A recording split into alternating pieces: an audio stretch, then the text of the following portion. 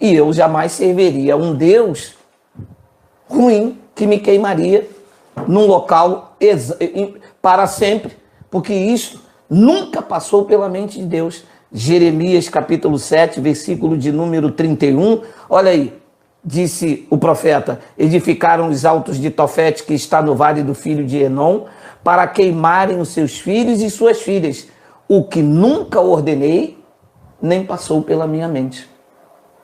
Então, lá no vale de Tofete, no vale de Enom, que foi transformado no Geena, que é uma analogia ou metáfora do lago de fogo.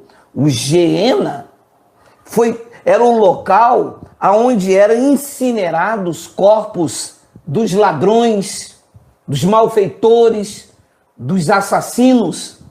E aquilo ali era visto como um lago de fogo. No livro do Apocalipse que ele citou, lá também faz a alusão. Mas nós já vamos lá no versículo mostrado por ele. Então, nunca passou pela mente de Deus queimar ninguém. Esta não é uma prática divina. Isto era uma cultura dos judeus que passaram por várias colonizações, dentre uma delas a Babilônia, os cananeus, e os judeus e várias outras nações serviam a Moloque. Era Moloque que tinha satisfação, segundo a crença, de queimar os filhos. E eles faziam isso nos altos de Tofete e no vale do filho de Enom. Eles queimavam os filhos. Disse o próprio Deus aqui: eu nunca ordenei, nem nunca me passou pela mente. Se Deus queimasse alguém porque bebeu, se Deus queimasse alguém por ser maldizente, ele seria um Deus de dupla personalidade. E Deus não é mau. Disse Tiago que nele não há sombra de mudança, não há mudança, nem sombra de variação. Paulo disse aos Romanos que, embora eu seja infiel, ele não pode negar-se a si mesmo. Se eu for infiel, ele permanece fiel, ele não pode negar-se a si mesmo. O apóstolo Paulo traz uma frase muito forte em Romanos, quando ele diz que nem a morte, nem a vida, nem os anjos, nem os poderes, nem as potestades, nem nenhuma outra criatura, nada poderá separar-nos do amor de Deus que está em Cristo Jesus. Nada quer dizer o quê? Nada. Ele disse aos judeus: da palma da minha mão ninguém os arrebata.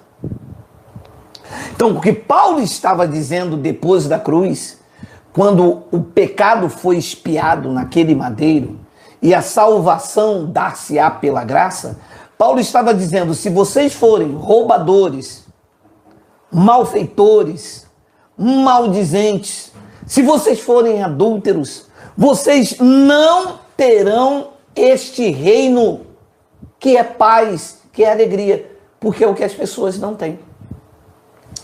Disse Lucas, capítulo de número 17, versículo 20, interrogado pelos fariseus sobre quando viria o reino de Deus, Jesus lhe respondeu: não vem o reino de Deus com visível aparência, não tem nada a ver com coisas exteriores.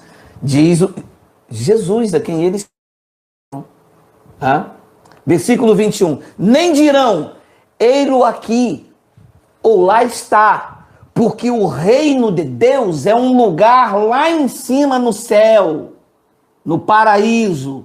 O reino está onde? Está dentro de mim. Então eu não vou para o reino, eu vivo o reino.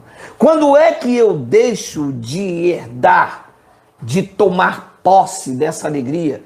Quando é que eu deixo de viver este reino? Quando eu vivo esse inferno de conviver, este inferno de ser maldizente, roubador, de ser adúltero. Todas essas coisas aqui faz com que eu não viva esta paz, esta alegria e este gozo. O texto não fala de ir para o inferno.